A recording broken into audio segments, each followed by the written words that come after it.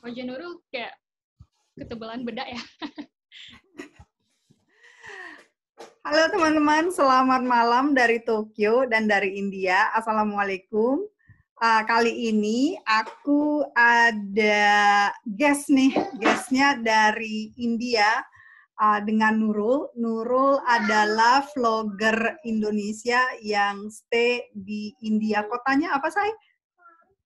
Bangalore. Bangalore tuh padat ya kotanya ya? Padat Lumayan banget ya? karena Ya. soalnya kan kota IT gitu. Iya, jadi di sesi ini aku bakalan interview Nurul yang baru aja melahirkan Januari ya. Congratulations dulu dong. Kan belum di YouTube, belum congratulations.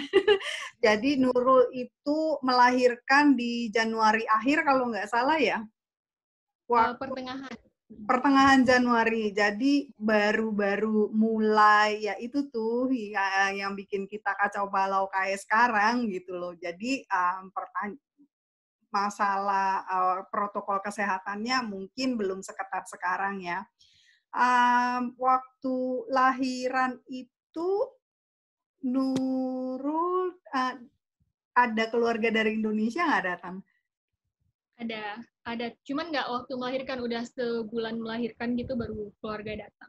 Oh iya, waktu itu belum lockdown ya, India ya belum masih bisa terima turis ya. Jadi teman-teman kali ini kita mau sharing pengalaman Nurul gimana melahirkan di India. Jadi kita bahas ya beberapa hal yang biasanya kita WNI yang domisili di luar. Bocah sambil main, maafkan. Iklannya tuh bocah sambil main aja ya. Jadi kita WNI yang stay di luar negeri ketika melahirkan itu pengalamannya itu seperti apa. Nah, Nurul cerita sedikit dong waktu melahirkan itu gimana prosedurnya, maksudnya harus stay di rumah sakit, ada ketentuan nggak harus stay di rumah sakit atau nunggu kontraksi dulu? Nggak. Waktu itu dokternya cuma bilang kapan ada sakit gitu terus datang aja gitu ke rumah sakit. Jadi emang nggak ada ketentuan harus stay karena kan emang on time kan gitu. Jadi kecuali kalau telat ya harus di admit. Ya. Terus kalau di India kan tuh kalau di Indonesia aku lihat ya, aku nggak tahu juga sih situasinya, tapi aku lihat di IG beberapa influencer itu tuh ada foto-foto di dalam ruangan bersalin gitu loh, lagi gendong. Maksudnya anaknya lagi diserahin sama ibunya, pakai fotografer gitu. Nah kalau di India diizinkan nggak kayak begitu? Kayaknya sih nggak. Nggak boleh masuk ya? Iya, kayaknya nggak boleh masuk. Iya, itu lahiran normal atau lahiran sesar juga nggak boleh masuk ya dua-duanya? Iya, nggak boleh masuk. Iya. Bahkan di ruang operasi juga suami nggak dikasih masuk. Ruangan operasi suami nggak boleh. Iya, kalau di Indonesia aku lihat beberapa terutama yang selebriti gitu ya, suaminya ada di dalam ruangan operasi ya, aku lihat kayak begitu. Terus kalau kalau di Spanyol nih pengalamanku suami bisa masuk gitu loh, bisa masuk ke dalam ruangan. Tapi kalau lahiran normal ya, kalau operasi ya. Kalau lahiran normal dikasih, cuman kalau di operasi nggak. Iya, beda prosedurnya ya. Terus kalau nih sebelum lahiran kan Nurul kan stay-nya di India. India itu kan kental banget tuh culture-nya tuh. Terus ada nggak sih yang kayak tradisi India tuh ketika mau lahiran, misalnya kalau di kita tuh ada 9 bulanan, ada 4 bulan, terutama tradisi kita yang Muslim ya. Iya. Kan 4 bulanan itu kayak pengajian gitu. Terus nanti ada 7 bulanan gitu. Terus ada juga yang menjelang lahiran ada lagi doa-doa kumpul-kumpul kayak gitu. Kalau di India tradisinya apa aja nih? Kalau di India cuma 7 bulanan aja sih gitu. Oh, jadi 7 bulanan. Iya, jadi 7 bulanan di rumah sebenarnya harusnya di rumah keluarga Nurul gitu, cuman karena jauh kan jadi ya udah mertua yang ngadain gitu 7 bulanannya. 7 bulanan. Nah, apa aja sih tradisi 7 bulanan India, penasaran nih? Di sini nggak ada di sini nggak ada yang kayak baca yasin kayak gitu, nggak ada sih. Jadi cuman kayak siraman gitu aja gitu. Oh, ada juga ya siraman kayak gitu ya? Iya, ada juga siraman ala India lah gitu. Jadi Oh. cuma dipakein beda kayak gitu.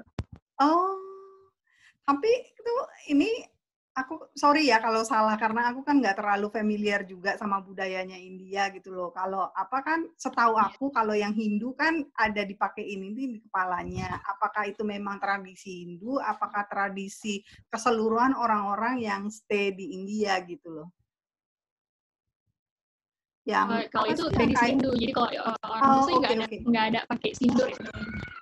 oke ya, ya jadi beda ya gitu loh. Yang Terus nih iya, soal makanan nih penasaran nih kalau di India tuh gimana tuh biasanya kan apalagi Nurul kan masih ada ibu mertua nih. Ini maaf biasanya kalau ibu mertua itu anak pertama kan biasanya suka apa ya kasih saran gitu loh. Apa sih kayak membimbing banget deh kita gitu karena belum punya pengalaman kan. Nah kalau sama ibu mertua India gimana? Makanan diatur nggak? Atau disuruh makan banyak gitu loh? Atau gimana? Kalau dia disaranin gitu, lebih disaranin bukan diatur, cuman disaranin makan ini gitu. Kayak orang India tuh ada apa ya? Sebenarnya rasis, cuman kayak emang kayak gitu. Jadi disuruh makan saffron nanti anaknya putih gitu. Oke. Jadi dia tapi di kita tuh ada juga loh makan ini. Kamu tuh kalau di kita kan beda suku, beda tradisinya ya. Kalau di keluargaku tuh tradisinya tuh minum air kelapa biar anaknya putih gitu loh, kelapa hijau kayak gitu. Terus harus makan banyak sayuran biar rambut anaknya tuh lebet kayak gitu. Lebet. Iya, biar maksudnya kalau di sini disuruh makan almond.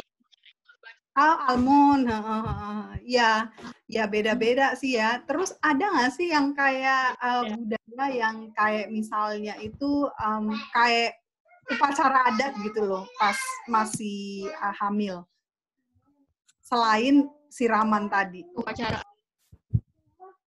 Nggak ada ya belum. Nah waktu lahiran gimana prosesnya, ada nggak upacara adatnya gitu? Kalau di kita misalnya kan keka, tapi di kita kan lahiran juga nggak ada. Kenapa nggak ada? Nggak ada. Jadi cuman waktu dari rumah sakit tuh mau pulang ke rumah cuman itu ada sedikit upacara, bukan upacara kayak pokoknya kayak ya ada sesuatu lah yang dilakukan sama mereka gitu. Jadi di pintu kayak penyambutan bayi. Gitu, jadi di pintu terus dikasih kelapa tak. Nurul juga lupa sih, pokoknya ada deh yang dilakuin gitu. Oh, ada prosesinya gitu ya. Ada prosesi. Terus cuman sebentar sih, cuma 5 menitan gitu.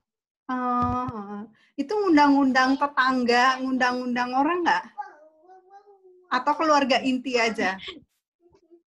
Oh, keluarga inti aja keluarga ya? Aja. Okay. Bahkan waktu 7 bulanan itu cuma keluarga dekat aja gitu, nggak ada ngundang orang lain. Terus kalau akikah nih, kalau kita di Indonesia kan akikahnya kan suka dipestain tuh, ngundang pengajian, tetangga-tetangga sekitar, atau juga ngirim makanan ke panti asuhan, terus di rumahnya tuh diadain kayak apa sih, syukuran lah bilangnya gitu. Kalau di India gimana akikahnya? Kalau di India, kalau di keluarga suami Nurul ya, setiap keluarga beda-beda sih biasanya. Karena keluarga kawan Nurul itu ya sama kayak di Indonesia, akikah sebelum 21 hari ya. Ya, sebelum, ada yang bilang 2 minggu, ada yang bilang sebelum 21 hari. Jadi kalau di sini, di tradisi keluarga Nurul, akikahnya tuh waktu udah gede gitu. Jadi sebelum menikah, dipotong kambing gitu. Oh. Aneh kan? Gitu. Ya, ada sih keluarga kayak gitu, apa sih waktu udah gedenya gitu. Ada juga yang disamain sama pas anak lakinya pas sunatan. Tradisi keluarganya kalau di ada sini sih. sebelum menikah itu di Di India sebelum menikah? Iya, jadi keluarga suami tuh sebelum menikah dipotong kambing, diakikahin kayak gitu. Oh gitu. Jadi Jadi ya waktu Nurul lahiran kan bilang mau akikah, loh kok cepet banget kayak gitu ditanyain Oh. kayak gitu. Karena kan biasanya kan mereka udah gede kan baru diakikahin. Oh jadi belum diakikahin ya? Atau udah akikah? Belum, karena kan Nurul nggak tahu banyak tentang akikah harus 21 hari kayak gitu, nggak ada persiapan tentang itu, jadi nggak apa ya keburu lewat harinya gitu. Sebenarnya mau di dalam rentang waktu hari itu, cuman udah keburu lewat harinya. Karena kan di sini juga harus apa ya agak sulit kan bukan sulit, dapetin daging kambingnya enak, cuman apa ya aranjemennya itu.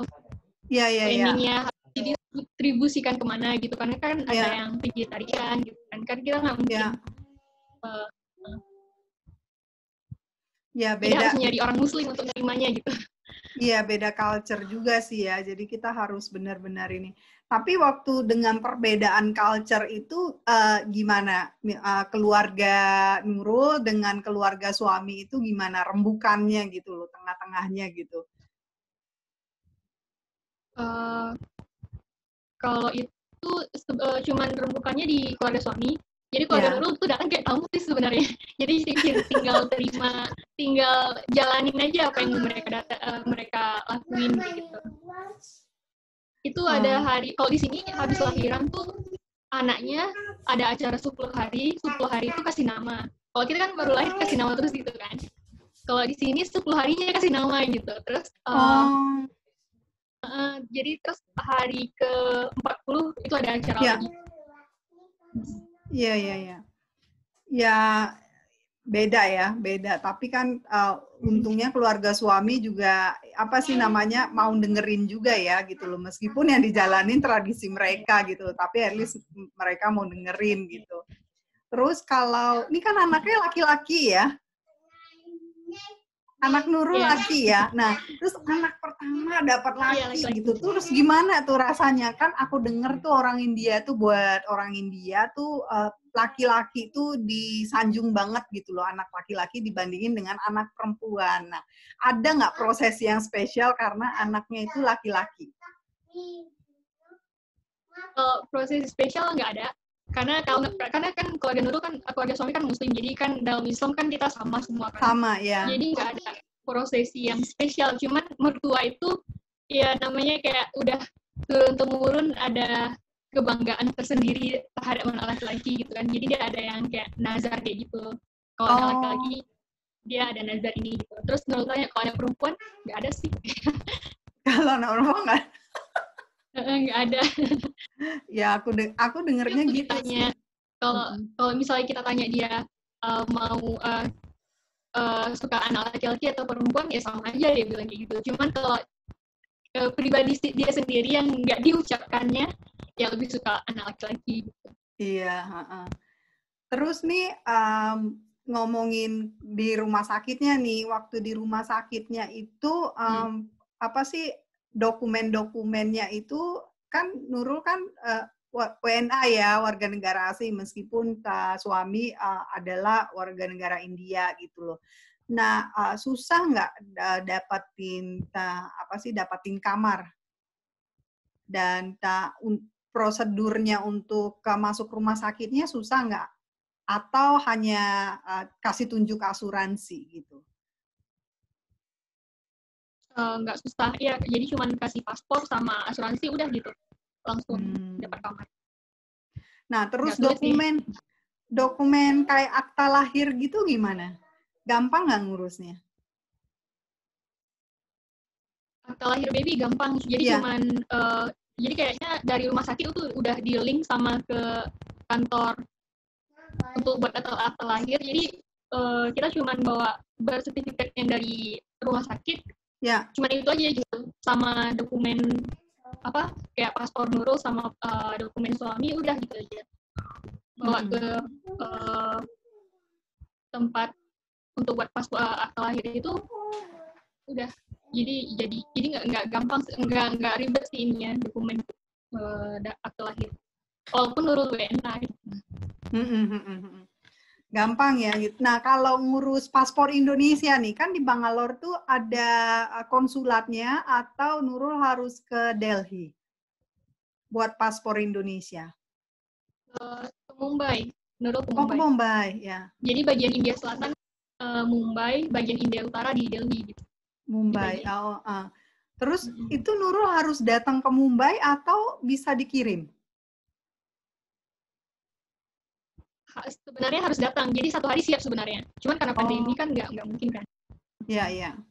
Sebenarnya harus datang ke sana langsung, terus 1 hari siap. Gitu. Kalau mau buat paspor. Cuman anak dulu paspornya India. Oh, paspornya masih India.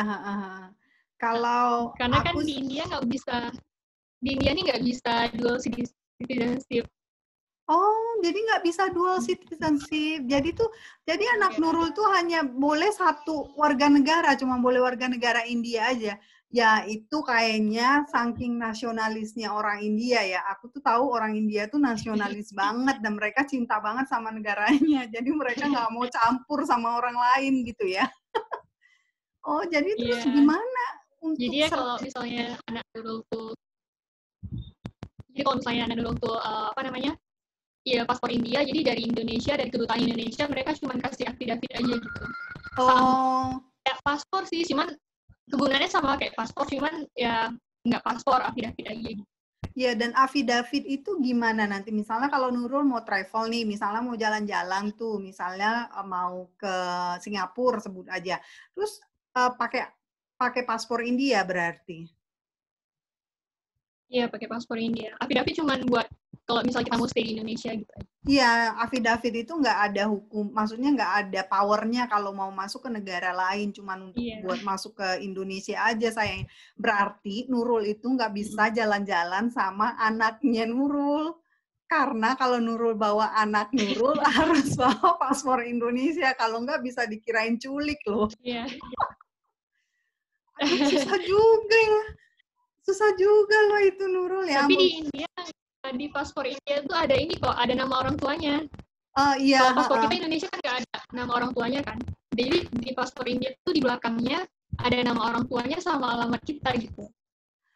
Kalau di Indonesia di paspornya anakku ada di bagian pengesahan kan itu kan ada paspornya kan ada lembar pengesahan tuh ada stikernya ditempel gitu loh, ditempel nama pakai bahasa Inggris, stikernya itu ditempel nama kita, nama Otosangnya Hanachang dan nama aku di situ gitu, juga tanggal tempat lahirnya. Dan dirilis misalnya waktu itu kan jadi KBRI Madrid Spanyol, ada keterangannya di situ gitu loh. Tapi pengalamanku sih kalau bawa jalan-jalan, karena kan aku suka jalan ya gitu, kalau aku jalan tanpa ke luar negeri tanpa Otosangnya Hanachang, beberapa negara itu minta dua-duanya paspornya, dua-duanya. Kayak Singapura itu kan keluarkan statusnya anaknya dual citizenship nih. Ini anaknya Jepang ya, mana paspor Jepangnya, ditanya gitu. Jadi dua-duanya diminta paspornya. Gitu. Tapi waktu itu juga waktu aku transit di Frankfurt juga gitu, diminta paspornya itu dua-duanya. Yang digesek sih cuma 1, yang ada visa kita tinggal di Spanyol itu. Paspornya yang dipakein visa Spanyol kan paspor Indonesia, tapi tetap minta paspor Jepang gitu loh buat ngecek. Gitu. Dua-duanya gitu ya? Iya, dua-duanya. Kalau enggak ternyata dikirain culik anak. Kayaknya nasib kita yang kawin campur itu tuh ya deritanya kayak begitu gitu loh. Terus, jadi tuh nggak ribet ya kalau punya anak sebenarnya untuk yang dual citizenship. Nah, terus terus kalau untuk apa sih namanya, kita ngomong lainnya nih, ngomong imunisasi. Imunisasi itu wajib nggak di India? Nurul kurang tahu wajib atau enggaknya, tapi emang dikasih buku imunisasi waktu lahir. Ya. Ada jadwalnya gitu. Ya, jadi memang harus ngikutin jadwal itu ya gitu loh. Kalau kayak misalnya aku di Spanyol gitu ya, itu tuh ditelepon tuh sama rumah sakitnya, dicek sama dokternya untuk jadwal imunisasi itu, kecuali BCG ya.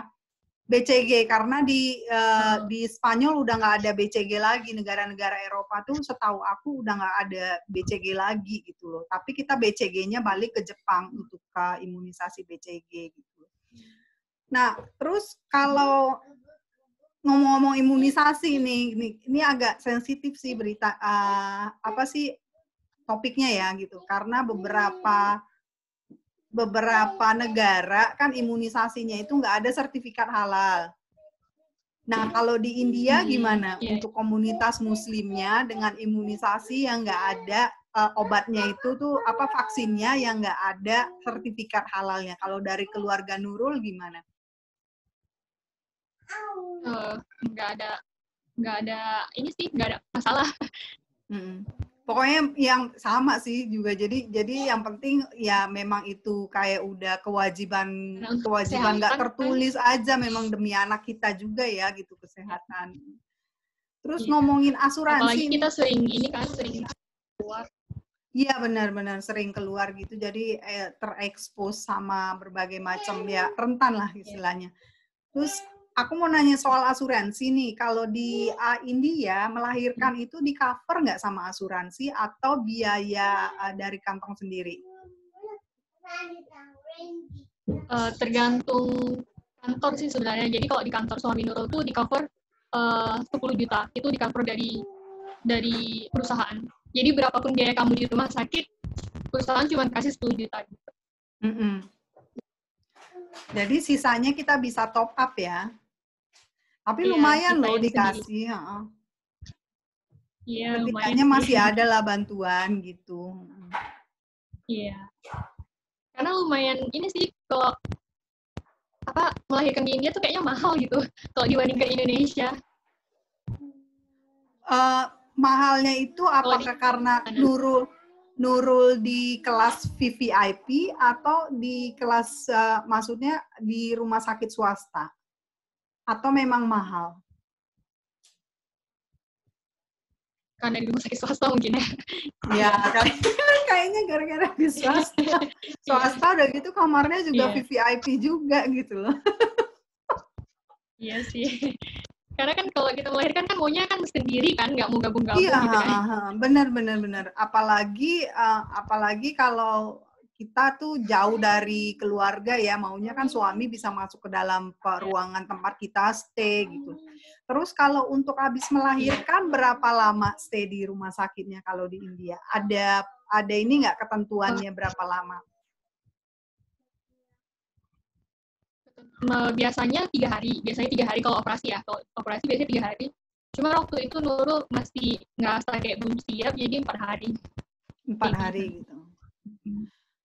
Terus kasih sama dokternya, karena kan tergantung kita kan. Iya benar. Terus nih ngomongin lahiran di luar negeri nih. Kalau kita lahiran di negara sendiri kan kayaknya tuh ibarat kata tuh deket sama keluarga. Terus juga kan setidaknya teman-teman bisa telepon. Terus kalau kita mau terima teman-teman pada bisa datang gitu loh. Nah, kalau di luar negeri kan kita tuh kayaknya krik sepi banget gitu loh ya gitu. Nah, waktu lahiran tuh Nurul perasaannya gimana? Apa sih, ada nggak sih perasaan yang bikin jadi miris terus tiba-tiba kena baby blue atau malah postpartum depression gitu? Lebih ke postpartum depression sih, karena kayak nggak siap. Waktu itu kan niatnya melahirkan secara normal, cuman tiba-tiba harus operasi, jadi lebih ke mikirin yang itu, nggak siap gitu, masih belum bisa nerima waktu itu gitu. Jadi itu kayak operasinya kayak urgent gitu ya, urgent surgery gitu ya. Terus postpartum depression-nya kenanya berapa lama Nurul? Kira-kira semingguan. Ya, nggak lama. Semingguan. Cepet loh, itu semingguan tuh cepet banget. Biasanya ya, karena ada temen yang maksudnya ngomong aja deh kalau misalnya butuh teman curhat gitu. Jadi ya udah curhat terus jadi peluang gitu. Terus kalau pas postpartum depression itu yang Nurul rasain apa aja gitu loh ya, maksudnya kan ya orang kan beda-beda, cuman tuh kayaknya tuh kalau yang aku tahu sih kayak hantaman benturan ke kitanya itu kan beda-beda. Kalau mungkin di Nurul tuh pas tiba-tiba shock dari udah ready mau normal, tiba-tiba itu sesar gitu loh. Apa tuh yang kenanya tuh di mana kalau buat kasusnya Nurul? Apa karena sepi? Apa karena kangen orang tua si ini ya? Depresinya itu? Kalau Nurul, depresinya itu lebih ke nggak puas sama dokternya gitu. Nggak apa? Lebih nggak puas sama dokternya gitu. Oh, nggak puas sama dokternya itu kenapa? Nggak komunikatif kah dia? Atau maksudnya udah kayaknya kerjanya cepet gitu? Sebenarnya komunikatif, cuman dia nggak warning tentang C-section sebelumnya gitu. Jadi dia nggak mention C-section sebelumnya. Jadi kan kita kan kaget gitu kan. Jadi Nurul tuh sebenarnya udah tahap ngeden gitu. Cuman dia nggak nunggu sampai lama, cuman 1,5 jam kalau nggak salah gitu. Terus dibilang kamu lagi sekali lagi, kalau enggak kita operasi gitu. Jadi kan kayak ya masa kayak gitu sih gitu. Jadi kayak emang sih waktu itu udah capek, cuman maunya ditungguin lagi gitu. Iya. Jadi lebih ke disappointed sama dokternya gitu. Harusnya dokternya warning tentang C-section gitu. Iya, apalagi udah tahap pembukaan gitu dan nggak nyangkut kan, maksudnya nggak nyangkut babynya nggak nyangkut gitu loh. Babynya nggak keluar. Oh, nggak keluar itu kenapa Nurul? Nggak keluar itu karena dia maksudnya masih mungkin jauh? Karena udah dekat, cuman babynya lumayan gede sih, 3,8. Oh, iya. 3,8 itu. Yang keluar itu bukan kepala belakangnya, tapi kepala depannya gitu, makanya susah keluarnya gitu. Oh, ya memang itu kayaknya tuh kecewa ya, Pak, udah capek-capek ngeden gitu, ternyata ini juga apa sih cesar juga gitu loh. Ya, tapi aku rasa ya aku kan sakitnya gitu kan. Iya, kan sakit banget itu pas kontraksinya kan tergantung berapa lama juga gitu loh. Ya memang aku kan juga ngalamin ya, share sedikit. Aku juga ngalamin postpartum depression, tapi itu aku bukan karena proses melahirkannya gitu. Aku tuh waktu itu kenanya tuh yang kena banget tuh waktu aku mau ke ruang mandinya Hanacang gitu loh.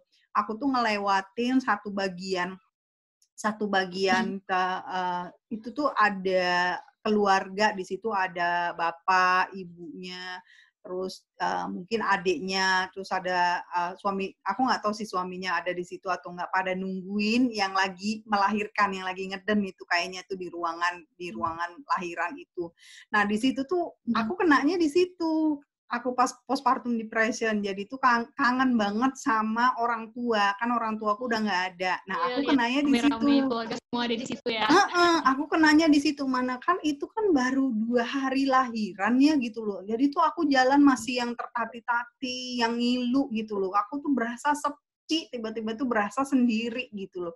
Aku tuh kenanya di situ waktu postpartum gitu. Ya, memang sih postpartum depression ini tuh nggak semua orang kena, dan triggernya itu macam-macam sih, orang triggernya itu macam-macam. Kadang cuman karena sedikit aja terus langsung sedih gitu kan. Iya, sedikit aja gitu. Kadang tuh ngelihat anak kita nangis gitu, terus kayaknya kita tuh lebih nangis lagi gitu. Iya. Jadi tuh kayaknya Terus suami Nurul gimana tuh pas postpartum depression itu? Suami Nurul nggak kalau Nurul kena gitu loh? Dia nggak. Nggak. Ya, tapi Nurul cerita nggak? sharing tentang baby blues gitu kan. Terus dia bilang itu it's all in your mind. Kalau kamu nggak mikirin itu, kamu nggak kena gitu. Jadi dia kayak mungkin karena orang laki ya, jadi nggak lebih anggap enteng gitu. Iya, iya, iya. Ya karena dia jadi nggak di postpartum depression itu suami nggak terlalu ikut menyemangati. Iya, iya, iya. Ya, tapi Cuman untungnya ada temen ya. Ya, di sini juga ada teman. Selain itu juga mertua memang ngerti sih gitu. Jadi emang dapat support dari mertua. Syukur juga ya, maksudnya masih orang tua, mertua itu kan orang tua kita juga, apalagi kita jauh dari orang tua kita gitu ya. Alhamdulillah banget ya ada dukungan dari mertua gitu loh. Apalagi mereka kan lebih pengalaman ya, setidaknya ngerti gitu. Nah, terus nih ngomong kerjaan rumah nih. Kerjaan rumah. Kalau kita di luar negeri kan ngurus apa-apa sendiri. Nah, terus abis lahiran tuh gimana tuh Nurul? Beberes dan masak. Jadi 1 bulan sebelum Nurul melahirkan, jadwal melahirkan, mertua tuh dari sini gitu, beres-beresin semuanya gitu, persiapan. Udah ikut bantu-bantu sampai 1 bulan, sampai 40 hari setelah melahirkan, baru dia pulang gitu. Jadi emang bantuin gitu. Oh, jadi alhamdulillah banget. Ya. Jadi Nurul itu sebenarnya dimanja. Iya, dimanja. Terus cuma nyusuin, tidur, makan kayak gitu aja sih. Oh, dimanja banget, itu namanya beruntung. Iya, alhamdulillah. Beruntung banget, ya. Itu berkah banget loh Nurul, berkah banget tuh kayak gitu loh. Terus nih kalau suami, kalau di... Kenapa? Alhamdulillah banget emang karena mertuanya baik kan. Iya, itu tuh beruntung banget gitu loh. Terus suami nih, kalau di Jepang itu suamiku tuh bisa dapat cuti 2 minggu. Ambil cuti gitu loh, pas habis lahiran gitu loh. Tapi waktu itu kan kita karena di Spanyol kan gitu, jadi ambil cuti yang di kantor di Spanyol gitu loh. Nah kalau di India berapa lama cuti dari kantor buat suami? Kayaknya sama, tergantung kantor sih sebenarnya, ada yang 1 minggu, ada yang 2 minggu. Kalau suami Nurul dapat nggak? Kayaknya 1 minggu deh. 1 minggu. Iya, lumayan ya. Oh, lumayan banget ya. Kan, jadi bisa kerja dari rumah. Iya. Oh, bersyukur banget itu.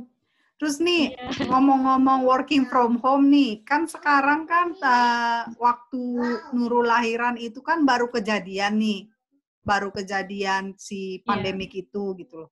Nah, waktu itu tuh di India kan belum banyak ya, waktu Januari itu belum sebanyak bulan-bulan Maret, bulan 2 gitu. Tapi udah ada nggak sih, ada nggak yang kayak protokol kesehatan gitu?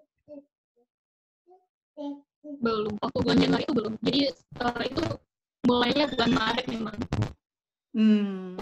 Jadi orang tua Nurul tuh kan datang bulan Februari, bulan Maret, awal Maret mereka pulang. Jadi seminggu setelah mereka pulang, seminggu kayak 3 hari setelah mereka pulang, langsung lockdown. Jadi emang beruntung banget mereka bisa balik ke Indonesia tanpa harus ini itu gitu. Iya, beruntung juga ya gitu loh bisa balik gitu. Iya. Nah, terus sekarang tuh baby-nya kan berarti udah 8 bulanan ya? 7 bulan, 4 minggu, hampir 8 bulan. Iya, hampir 8 bulan. Nah, itu apakah Nurul stay di rumah aja atau ada jadwal buat jalan keluar sama si baby-nya? Zaman sekarang nih gimana kondisinya di sekarang? Ya. Sekarang tuh ya biasanya kan ibu-ibu tuh kita tuh kalau punya anak bayi kan pagi-pagi suka keluar jalan tuh. Nah kalau di India tuh zaman sekarang itu gimana? Si babynya di rumah aja atau Nurul ada sediain waktu bisa jalan keluar rumah buat bawa jalan-jalan si babynya? Di rumah aja. Sejauh itu emang di rumah aja. Pernah sih waktu bulan 4 kalau nggak salah, bulan April itu keluar ke supermarket, terus bawa baby, terus orang supermarketnya itu nggak kasih kita masuk gitu, babynya masuk. Jadi harusnya kan belanja bertiga nih, dulu suami sama baby. Cuman karena baby yang nggak bisa masuk, ya udah jadi salah satunya yang belanja. Jadi emang ketat gitu peraturannya, baby nggak boleh masuk ke public place. Iya, ya itu buat ngelindungin si babynya juga kali ya, dan orang-orang juga takut si babynya menularin gitu. Karena kan anak kecil katanya, kalaupun terjangkit mereka kan nggak bisa dideteksi gitu loh. Iya. So sekarang nih kalau untuk YouTube masih aktif nggak sih channelnya? Masih aktif kan? Masih aktif. Cuman ya uploadnya kadang upload, kadang enggak gitu. Tergantung. Karena kan masih prioritas ke anak kan. Ya, channelnya Nurul di Multi Talented ya? Itu IG. IG Multi Talented. Channelnya Nurul Arifa. Nurul Arifa. Ya, Nurul Arifa. Nanti aku cantumin linknya di description box itunya. Terus nih tips-tips lahiran di luar negeri nih, ada tips nggak dari Nurul? Tipsnya siap mental aja sih, karena kan nggak ada keluarga. Terus harus banyak baca juga kan. Karena kalau kayak misalnya kayak mertua suggesting makan ini, makan itu gitu. Terus emang ada nggak sih dalam sains itu benar nggak sih kayak gitu. Jadi kalau kita banyak baca kan kita bisa bilang enggak itu cuma mitos kayak gitu. Jadi bisa ngebantah gitu. Sebenarnya kalau misalnya dinikmati lebih enak sih hamil di luar negeri, karena kan nggak jauh dari gosip, jauh dari komen kayak komen komen nyinyir. Itu jadi komen lebih bebas nyinyir, gitu. Itu komen nyinyir itu bikin kita stres banget dan bikin kita apa sih namanya itu kadang-kadang justru karena komen nyinyir itu yang bikin kita kena postpartum depression gitu loh. Iya benar. Iya. Bahkan ada waktu Nurul baru melahirkan tuh kan, teman Nurul nanya, babynya beratnya berapa gitu, 3,8. Oh berat ya gitu, maksudnya gemuk ya gitu. Maksudnya dia nyindir kayak orang yang C-section itu nggak bagus deh gitu nyindir kayak gitu. Itu chat sih sebenarnya, jadi cuman teman yang di Indonesia bukan yang di sini. Iya. Ya, memang kadang-kadang komen-komen gitu tuh memang harus kita hindarin gitu loh. Kalau di Jepang itu malah si ibunya itu nggak boleh ketemu sama orang-orang dulu ketika dia di rumah sakit gitu loh. Aku lahirannya nggak di Jepang sih, tapi yang aku baca tuh di Jepang itu butuh beberapa hari, kayaknya lebih dari 3 hari deh untuk stay di rumah sakit gitu loh, buat menghindarin kalau si ibu dan anaknya itu ada komplikasi ke depannya. Dan dalam masa itu juga nggak boleh ketemu sama orang nggak boleh didatengin sama siapapun, kalaupun datengin juga dalam waktu sebentar, bayinya nggak boleh dilihat gitu loh, nggak boleh dilihat, takutnya juga nyebarin kuman, maksudnya itu kadang orang kan nggak nahan gitu loh pegang-pegang si babynya, terus ya ngindarin itu komen-komen nyinyir juga gitu loh. Cerita Nurul juga punya tuh temen di Jepang, katanya sampai 10 hari ya di Jepang kalau misalnya. Iya, ada yang bilang gitu, kayaknya tuh rata-rata tuh seminggu, mungkin 10 hari itu yang sesarian ya gitu, rata-rata tuh seminggu, dan dalam seminggu itu makanan juga dikontrol gitu. Yang aku baca sih seperti itu, kan ada bukletnya, kita selalu ada di buklet. Oh ya nih, mumpung ingat nih buklet, dari India tuh ada nggak dikasih kayak buku-buku petunjuk gitu setelah lahiran baby gitu, itu gimana? Ada nggak dikasih? Bukunya ada, cuman bukunya digabung sama buku imunisasi, jadi di buku imunisasi itu semua tentang baby itu tahap-tahap perkembangan kayak gitu, apa yang boleh dikasih, apa yang nggak boleh, itu semua dari situ. Ya lumayan ya, setidaknya tuh ada gitu loh buku-buku petunjuknya kayak gitu. Iya, ada acuan gitu. Ya, ada acuan. Kalau di Jepang tuh bukunya tuh lengkap banget, termasuk tuh ketika kita lagi hamil tuh ada tuh dikasih buku kayak perkembangan badan kita, badan si ibu gitu loh perkembangannya dan perkembangan baby dalam janin, terus makanan-makanan yang disaranin. Nah, itu dikasih justru bukan dari rumah sakit, tapi yang ngasihnya itu dari Pemkot, pemerintah kota. Jadi dari iya jadi kayak apa sih kayak kantor lurahnya gitu deh, kayak mirip kantor kecamatan, kantor lurahnya gitu. Mereka ngasih kan kita laporan tuh kalau hamil tuh kita harus laporan kalau kita lagi hamil gitu loh. Dan dikasih tuh bukunya gitu loh. Terus kalau untuk konseling, misalnya ada nggak sih di kayak konseling buat psikologi gitu loh, dan juga buat bapak ibu, calon bapak ibu. Kalau di India ada nggak seperti itu? Nggak ada. Kalau untuk calon bapak ibu nggak ada sih. Jadi cuman konsul ke dokter yang biasanya aja, OB-GYN. Cuman paling dokternya cuma nanya ada masalah apa gitu aja sih. Iya. Kalau untuk kontrol itu per berapa kali kalau di India itu? Apakah 3 minggu sekali atau gimana? Sebulan sekali. Ya, biasanya sebulan sekali. Terus udah 9 bulan baru setiap 2 minggu, setiap minggu sekali datang. Iya. Kalau udah 9 iya. Kalau aku sih dulu di Jepang 3 minggu sekali, mungkin karena high risk ya, karena aku kan hamilnya 40 tahun anak pertama, jadi mungkin tuh benar-benar dikontrol banget. Tapi baru-baru hamil tuh aku sempat ada masalah sih, jadi tuh tiap minggu aku datang ke rumah sakit, gara-gara tuh aku lari kan, masih lari, aku tuh nggak tahu. Hamil terus masih lari gitu terus kok kayaknya nggak enak, oh kamu hamil. Terus udah kayak tapi gitu. Tapi Hana kuat ya. Iya, terus itu makanya anaknya nggak bisa diem nih sekarang nih. Jadi itu ternyata nggak pendarahan, tapi di dalamnya tuh ada apa gitu, nggak stabil. Dokternya cuma bilang tuh nggak stabil. Jadi tuh aku tiap minggu tuh kontrol gitu loh.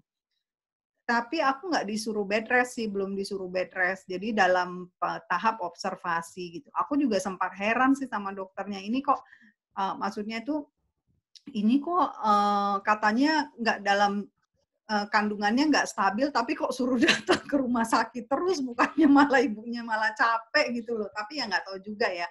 Mereka mungkin lihat nggak stabilnya, cuman kan dokternya nggak ngasih tahu detail nggak stabilnya itu kenapa gitu loh. Gitu.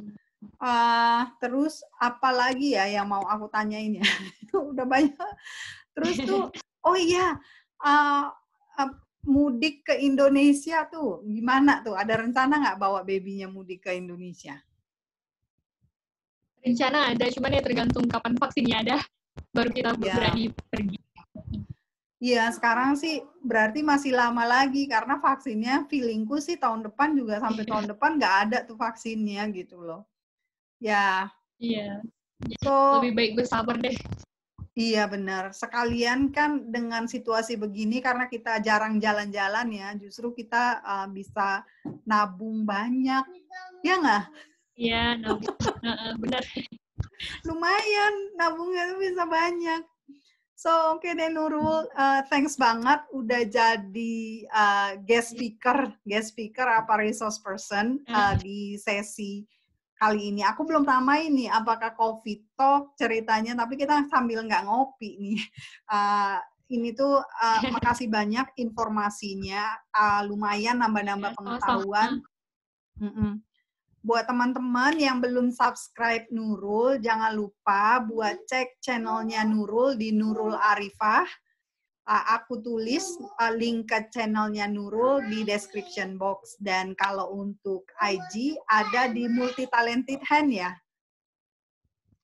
Iya. Ya. So, udah dulu. Makasih Mbak Ibu mau interview. Iya, sama-sama. It's my pleasure.